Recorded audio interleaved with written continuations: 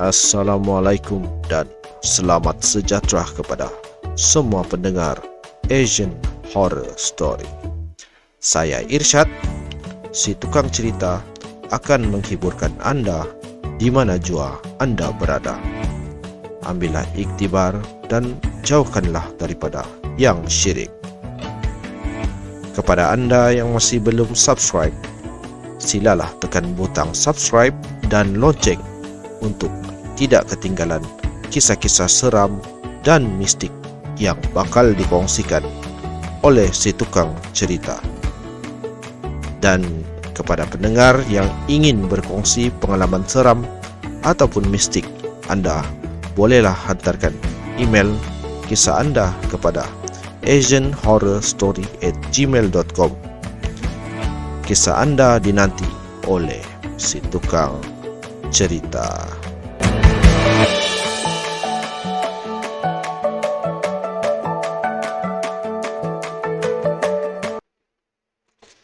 Assalamualaikum dan selamat malam kepada pendengar-pendengar Asian Horror Story. Okey, video kali ini saya akan berkongsi lagi dengan beberapa cerita untuk hiburan kita bersama. Okey, tanpa berlengah masa, jom kita dengar kisah yang pertama daripada John.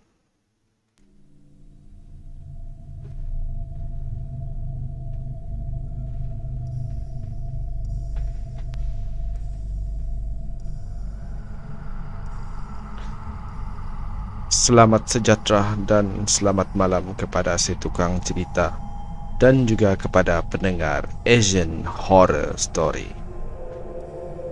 Terima kasih saya ucapkan kepada si tukang cerita kerana sudi membaca kisah saya yang tidak seberapa seram ini, kata John.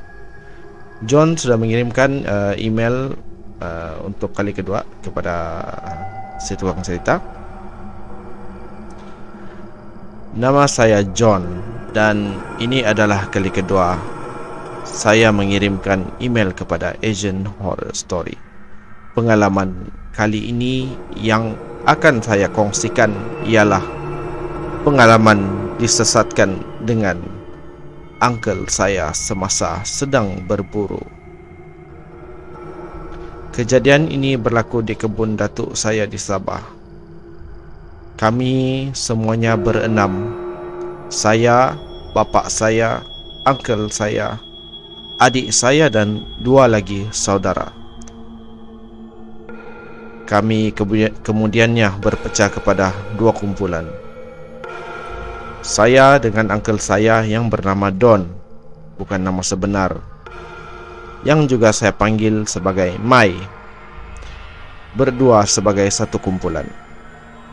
Kami berpecah, berburu berlawanan arah. Kebun datuk saya sangat besar, sebab itulah uncle dan bapa saya mempunyai lesen untuk berburu dalam kebun sendiri.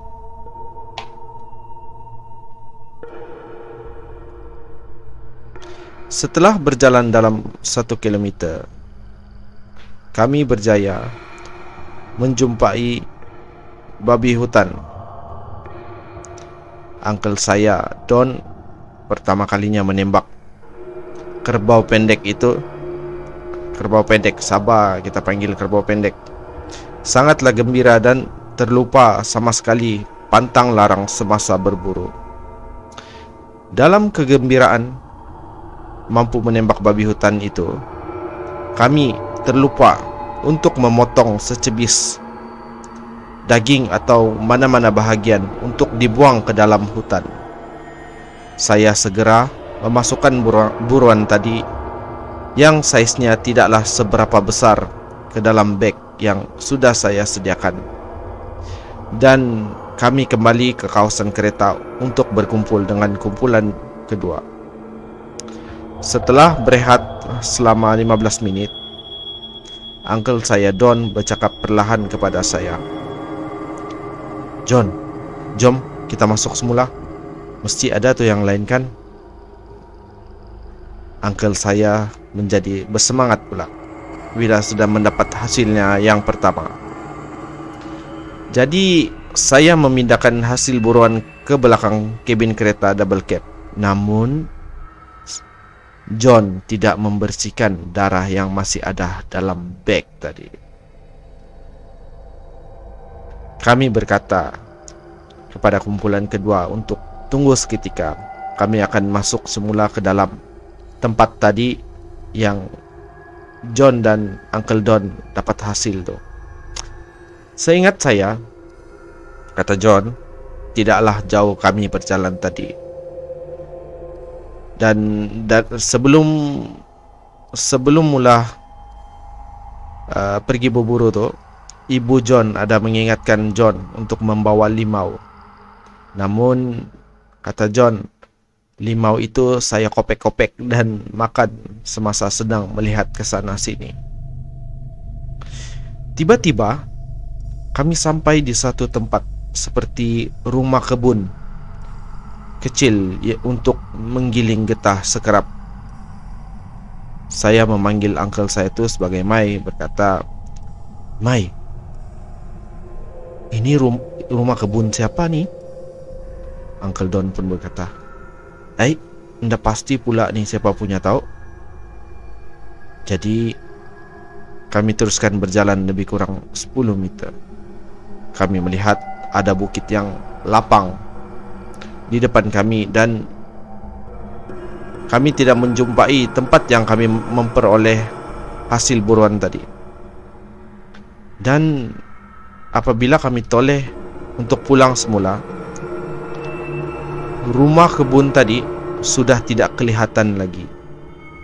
Apa yang ada di depan mata ialah sebatang pokok besar yang tumbang dan mempunyai celah-celah yang cukup untuk seorang dewasa melaluinya. Kami sangat hairan kerana tidak melihat pokok yang tumbang itu tadi semasa melalui jalan itu. Kata John, saya sempat memegang pokok itu semasa melintasi celahan pokok itu. Dalam hati bercakap sambil pegang pokok itu. John cakap kan, besar juga kayu balaknya. Bila masa ada sini nih, kata John. Dia pegang kayu balak tu. Sejurus kami melintasi celahan tu, kami seperti masuk ke tempat yang sangatlah aneh dan pelik, kata John. Masa tu kami belum sedar yang kami sudah tersesat. Kawasan itu yang tiba-tiba dipenuhi pokok-pokok balak yang besar seperti masuk di hutan yang tebal. Sedangkan kebun datuk dorang tu kebanyakannya pokok getah gitu.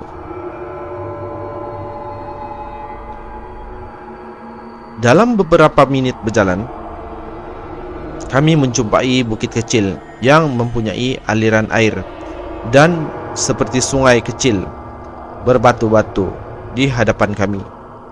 Lalu kami menukar arah ke kanan dan berjalan lagi. Dan tiba-tiba kami sampai di tempat yang sama. Kami mula merasa hairan.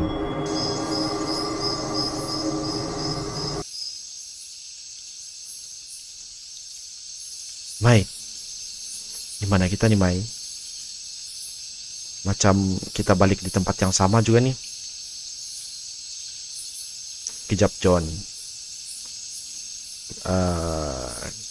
Kita jalan lagi. Mungkin salah tempat kita jalan nih, kata Uncle Don.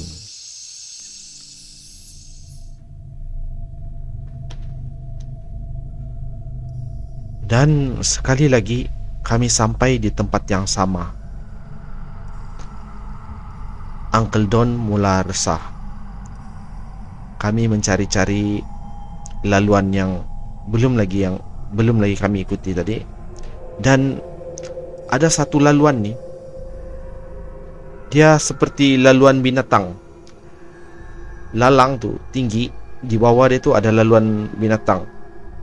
Ada macam ada lubang lah tempat laluan. Jadi Uncle Don bilang, "Oke, kita ikut di sini. Saya di depan. Biar saya yang tebas ini lalang." Jadi kami, kata John, kami tunduk dan merangkak. Uncle Don yang berada di depan menebas-nebas sambil merangkak, dan saya pula di belakang mengikuti rapat. Mungkin ada 10 minit Uncle Don yang tebas.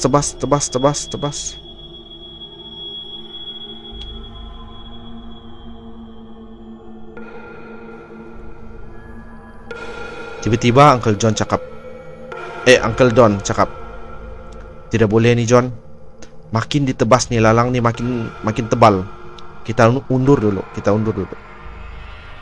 Oke, kata John. Saya melihat Uncle Don yang kelihatan panik kerana semasa Uncle Don hendak menyarung semula parang, saya nampak tangan Uncle Don terketar-ketar, dan di sanalah saya pun ikut panik. Buntut senjata berburu Uncle Don pun sampai terkena kepala saya semasa kami hendak undur. Keluar kami daripada semak tadi, saya melihat ke langit. Pokok-pokok di sekeliling tu seakan-akan menutupi langit. Dia start mula, dia tutup. Saya yang panik terus mengeluarkan telefon dan rokok. Signal telefon kosong. Hati saya mula dubdap. Uncle Don pun terduduk memikirkan cara. Sejurus saya menghidupkan rokok sambil melihat telefon. Tiba-tiba telefon mempunyai satu signal, dan saya cepat-cepat telefon bapa saya. Syukurlah bapa saya terus sambut. Bapa saya kemudian meminta saudara saya yang expert tentang kebun tu untuk mencari kami. Selang 5 minit saja, kami terlihat lampu spotlight dan bunyi panggilan saudara saya yang tadi itu. Punyalah bersyukur dalam hati, kata John. Semasa kami berjalan keluar dari tempat tu, rupanya jarak kami dengan mereka cumalah 50 meter. Bapa saya mula bising, kemana kami pergi begitu, sampai tertidur-tidur menunggu. Kami merasakan baru sekejap kami tersesat tadi. Semasa kami sampai di rumah, barulah Uncle Don ceritakan dengan bapa saya apa yang terjadi. Uncle Don pun mengusik saya seketika. Kau panik tadi itu kan, John? Kami berpandangan dan ketawa besar. Sekian saja pengalaman kami disesatkan di kebun Datuk. Itu dia tadi pengalaman John dan Uncle Don. Oke. Selalunya kalau orang berburu nih, selepas ya orang berburu dapat hasil buruan tu kan, orang sebelum bawa balik tu, orang akan potong sedikit mana-mana cebisan daging isi kah, orang akan potong dan buang agar tidak diikuti oleh makhluk-makhluk dalam hutan tadi. Oke, kita akan bersambung dengan cerita yang kedua, yaitu yang bertajuk Rumah Sewa.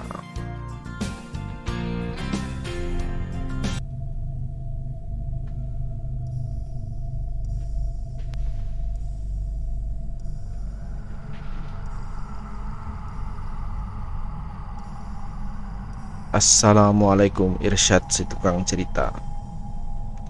Tidak lupa juga kepada para pendengar Asian Horror Story.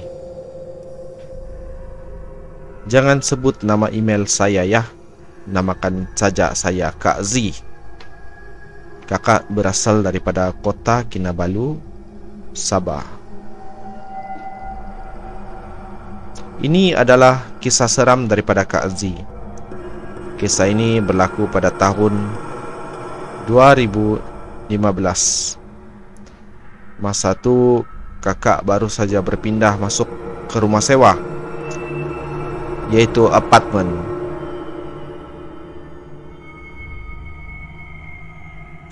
Di sekitar kota Kinabalu. Anak pada masa itu ada seorang berumur setahun dan ada 2 orang adik lelaki kakak yang masih bersekolah rendah juga tinggal bersama kakak. Sewaktu kami pindah masuk tu, kami tidak beranggapan ada perkara yang menyeramkan. Kerana pada masa itu kakak dan suami amat bersyukur mendapat rumah sewa yang murah di tingkat 1. Maklumlah di Sabah ni rumah terlalu mahal. Walaupun apartmen itu banyak penduduk di sekeliling, namun pada waktu malam tempat itu sangatlah sunyi.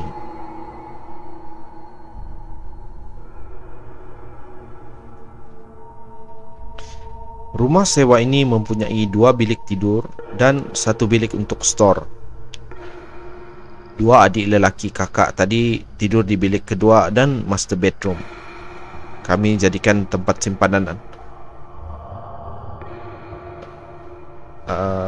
Master bedroom tu kami jadikan tempat simpanan almari baju dan bilik komputer. Kakak dan seorang anak sangat selesa untuk tidur di ruang tamu kerana ruang tamu mempunyai aircon. Bilik di master bedroom itu walaupun mempunyai kipas siling, terasa seperti bilik itu berbahang panas walaupun ketika malam, kata Kak Aziz.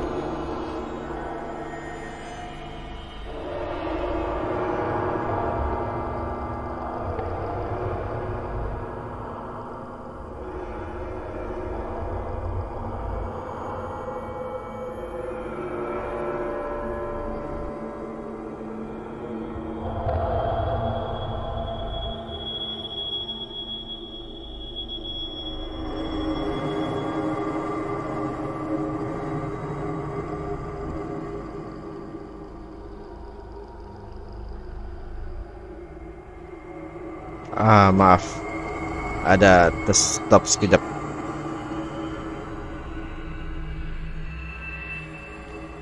Setelah sebulan tinggal di rumah sewa itu, pertama kali kakak terdengar bunyi tapak kaki kanak-kanak berlari di lantai atas, seperti gembira bermain, diikuti dengan bunyi guli jatuh dan berguling.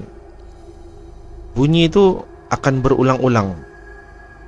Bukan itu saja, bunyi seperti kursi ditarik ke sana ke sini berlarutan sehingga jam 2 pagi. Pertama kali itu kakak fahamlah, mungkin jiran di atas mempunyai majlis ataupun tetamu. Lagipun ini adalah kali pertama kami tinggal di rumah apartemen. Namun bunyi-bunyian itu sering berlaku setiap malam, dari jam 11 malam sehinggalah 2 pagi. Dalam hati kakak, ibu bapak dorang ni ndak marah kan ni? Ndak menyuruh budak-budak dorang tidur, kata Kak Aziz. Kakak memberi hint kepada suami, namun suami hanya cakap, biarlah anak-anak jiran tu, pandailah berhenti nanti tu bah. Ndak payah kita sibuk-sibuk. Dan satu yang kakak dan suami perasan, kadang-kadang bila waktu solat isya atau maghrib, selalunya kami akan solat di master bedroom. Apabila saja Pat masuk baca surah tu, akan kedengaran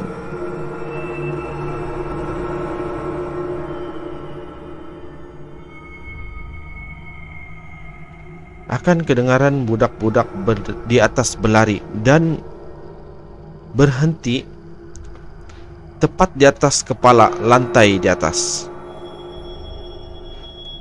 Dia dia berlari tuh, budak-budak tuh berlari di lantai atas. Dia seperti berhenti betul-betul di atas kita nih.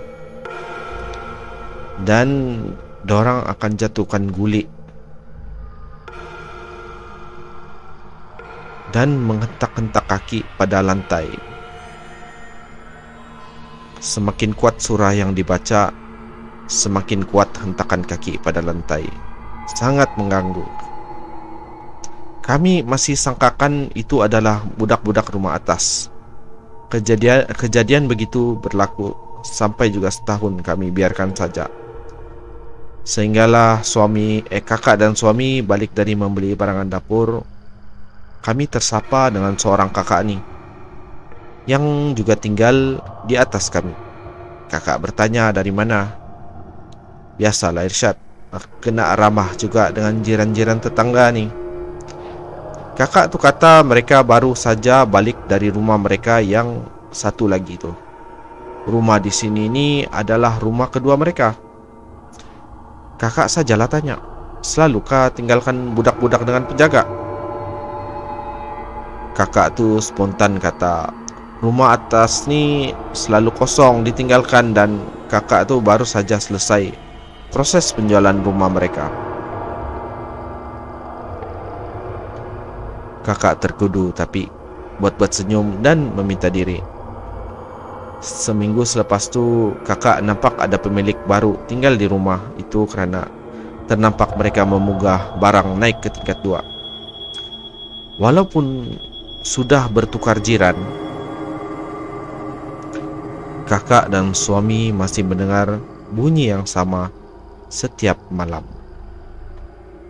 Kakak memasang ayat ruqyah setiap malam pada handphone setiap kali tidur, dan setiap kali itulah bunyi-bunyian semakin rancak.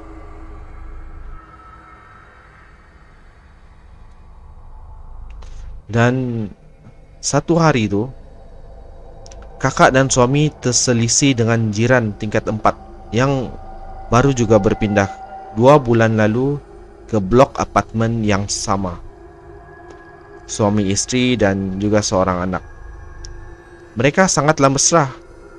Di akhir perbualan kami gelak ketawa tu, tiba-tiba kakak teringat untuk bertanya pada kakak tadi tu, "Oh ya kak, kakak pernah mengalami kah bunyi-bunyian guli kah, budak-budak berlari kah?" Terus muka kakak tadi tu bertukar serius. "Ada di, selalu terdengar bunyi guli pada siling." Terus Kak Z ini coba positifkan keadaan. "Kak, mungkin jiran kot." Suami kakak tadi itu terus memintas, "Masalahnya di, kami tinggal tingkat paling atas. Siapa lagi di atas?" Kami masing-masing senyap dan berpandangan antara satu sama lain. "Kita banyakkan doa dan solat di rumah, InsyaAllah," kata abang tu.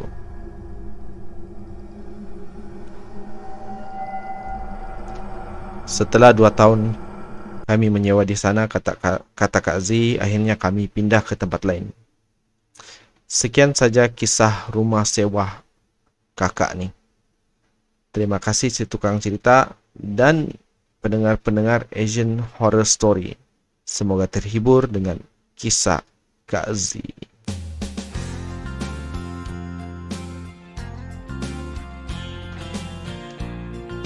Pengalaman tinggal di rumah sewa. Okey, macam yang kamu tengok di sebelah kanan saya ni. Okey, inilah tempat tu. Dia ada satu lorong yang perempuan tu susuk tubuh tu cuma editan. Tapi setiap kali ada kakak tu tulis ini, setiap kali suami atau kakak ni buang sampah pada waktu malam, bila dorang balik di hujung tu ada tempat buang sampah. Di hujung tu bila dorang sudah jalan di ujung, bila dorang ingin kembali ke tempat dorang, terasa seperti ada seseorang melihat mereka dari jauh. Yai, seram.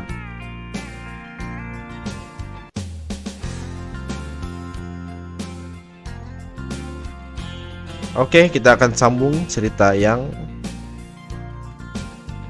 ketiga.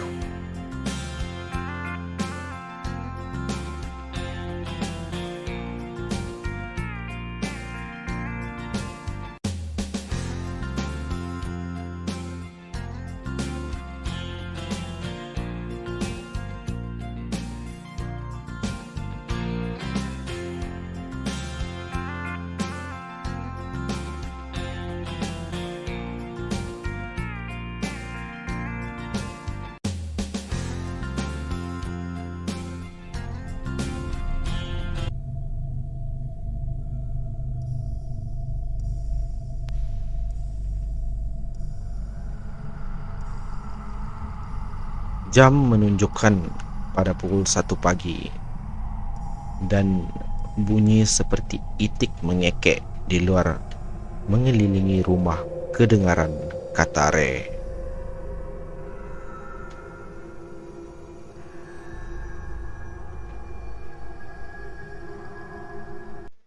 Assalamualaikum dan selamat malam kepada si tukang cerita.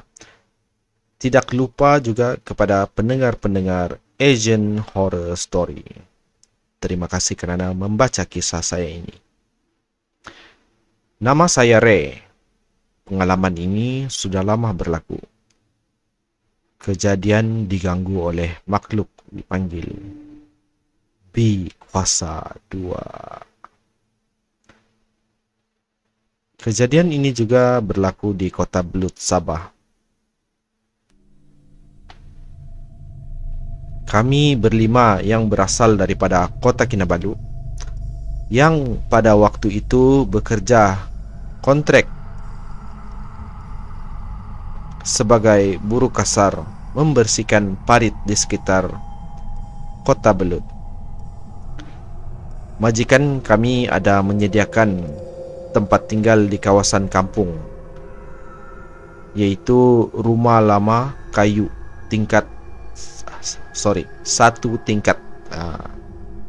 Kami tinggal di tingkat atas dan di tingkat bawah pula disewakan kepada orang lain. Tapi kami tidak pernah terserempak dengan penyewa bawah. Pada hujung minggu pertama kami tinggal di sana, mulalah kejadian kawasan rumah didatangi oleh bunyi pelik.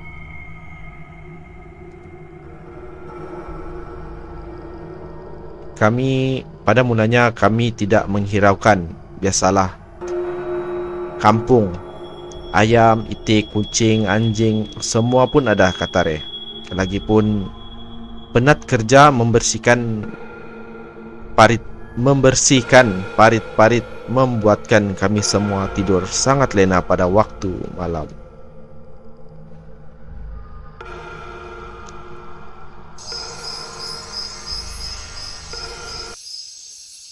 Jam menunjukkan pada pukul 1 pagi. Saya dan 2 rakan lagi masih terjaga.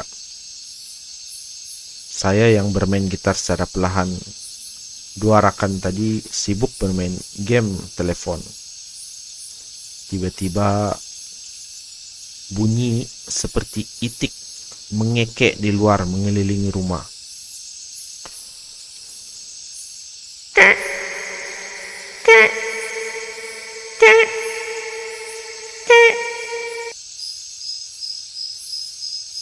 Tapi macam juga bunyi burung. Sebab dorang Re ni, dorang tinggal di tingkat 1. Jadi benda tu berbunyi, kedengaran seperti di luar tingkap mereka. Pusing satu rumah. Setelah benda itu pusing rumah, mengekek beberapa kali, bunyi itu kedengaran berhenti di pokok mangga belakang rumah.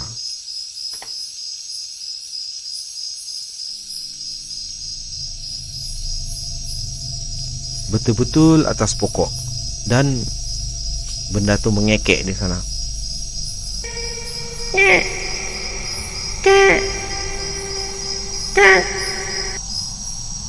Kami terus berpandangan antara satu sama lain, seakan-akan faham apakah itu.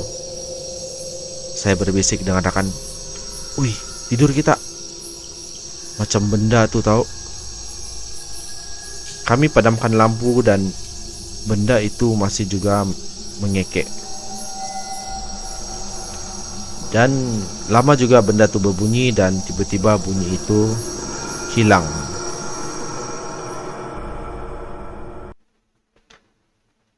Keesokan paginya, majikan kami menapau makanan sarapan untuk kami sebelum membawa kami ke tempat kerja. Sedang kami bersarapan, tiba-tiba penyewa bawah keluar. Dan barulah terjawab persoalan apabila penyewa itu adalah suami istri. Istrinya pula sedang syarat mengandung. Mungkin akan melahirkan anak bila-bila masa karena perutnya yang sangat besar menonjol. Kami bertiga berpandangan antara satu sama lain tanda faham. Dua rakan lain yang tidur awal semalam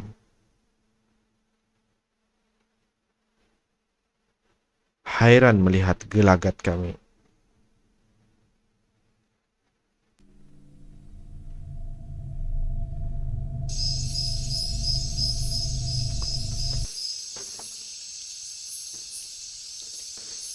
Gangguan berlaku selepas 3 hari kemudian. Juga pada waktu tengah malam. Saya yang pada masa itu sakit perut.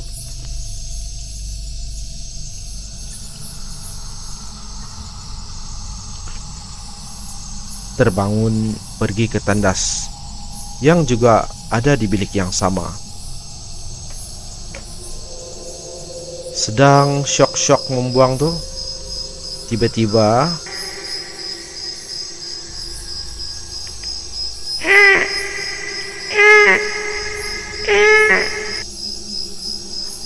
bunyi mengekek tuh berbunyi di belakang pokok mangga tadi. Betul-betul belakang tandas tuh.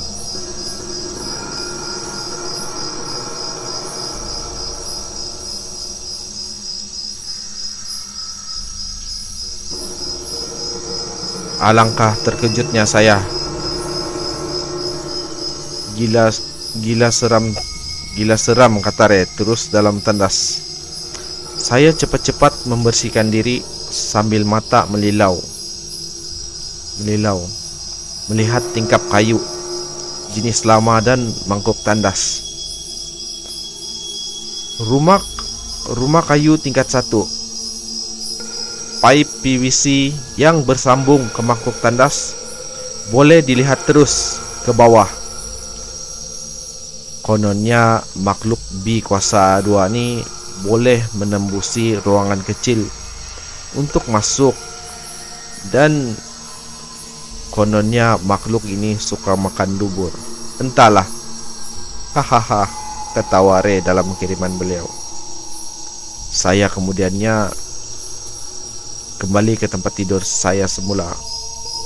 Benda mengekek tu semakin kuat dan tiba-tiba dia hilang. Ya terus hilang. Baru saja hendak melelapkan mata,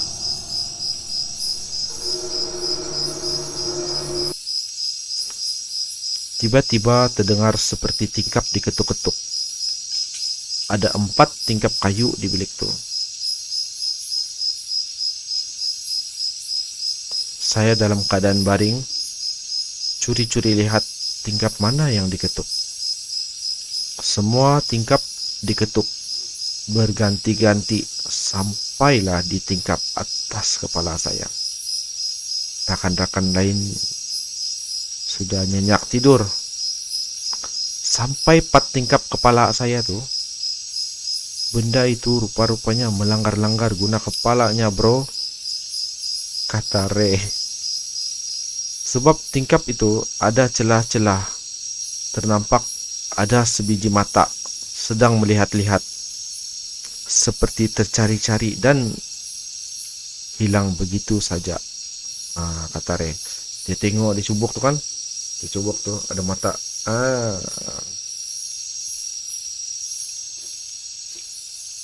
Dan hilang begitu saja, kata Ray. Nasiblah benda itu tidak tengok saya yang pura-pura tidur. Ataupun benda itu tahu dia cuma cari perempuan yang bakal melahirkan anak untuk merasa darah dari bayi yang diberanakan. Allahu alam, kata Ray. Itu sajalah kisah seram saya semasa bekerja dulu. Kalau ada kisah lagi akan saya kirimkan, kata Ray.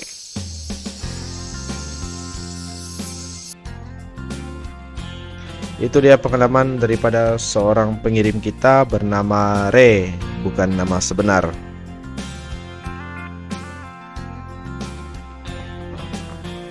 Kalau di kawasan sana tuh katanya banyak, saya tidak pasti. Tapi kalau mau try, kamu coba sendirilah. Udah berani. Oke, kita akan ke kisah kita yang terakhir pada malam ini. Kisah yang bertajuk Tandas Sekolah.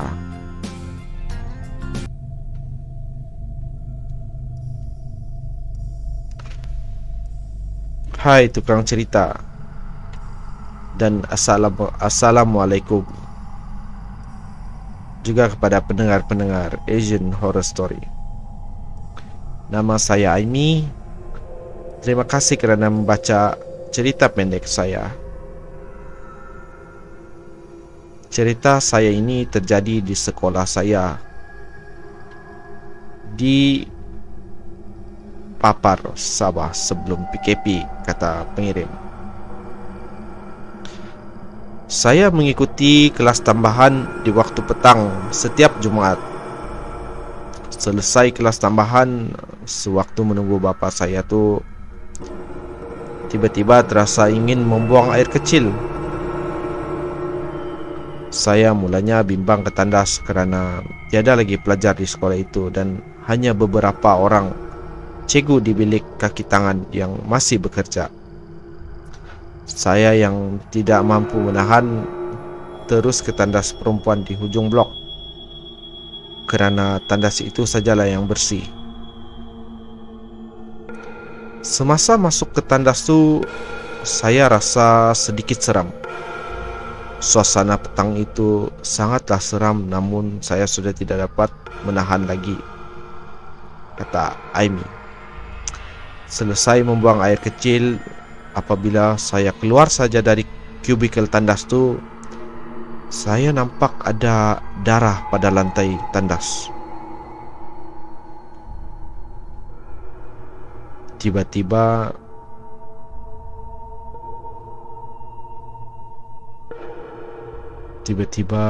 saya terdengar seperti bunyi orang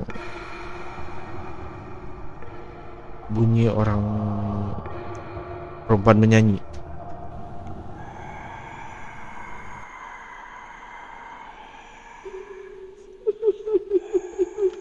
Dan diikuti dengan hilaian tawa.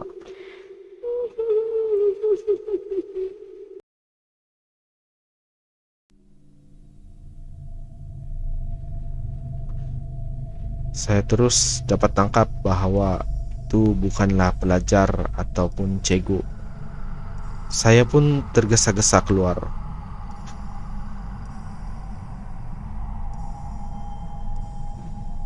Apabila keluar daripada tandas, saya ternampak Cikgu Azi. Aimi, belum balik lagi? Tanya cikgu. Tunggu bapa cikgu, tapi ke tandas sekejap, kata saya. Cikgu kemudian berkata, kalau pergi tandas di sini, waktu-waktu macam ni, jangan seorang ya, panggillah cikgu untuk temankan. Sambil mata Cikgu Azi melirik ke arah tandas. Sambil kami berlalu pergi, kedengaran suara perempuan tadi. Dan bunyi orang bersiul.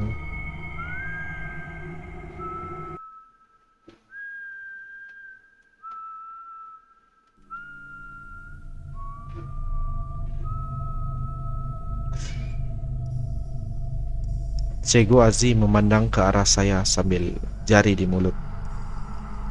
Signal jangan tegur.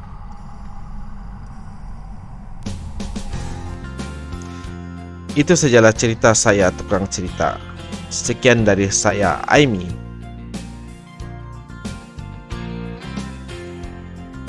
Oke, itu dia saja kisah pendek daripada Aimi, daripada Papar Sabah.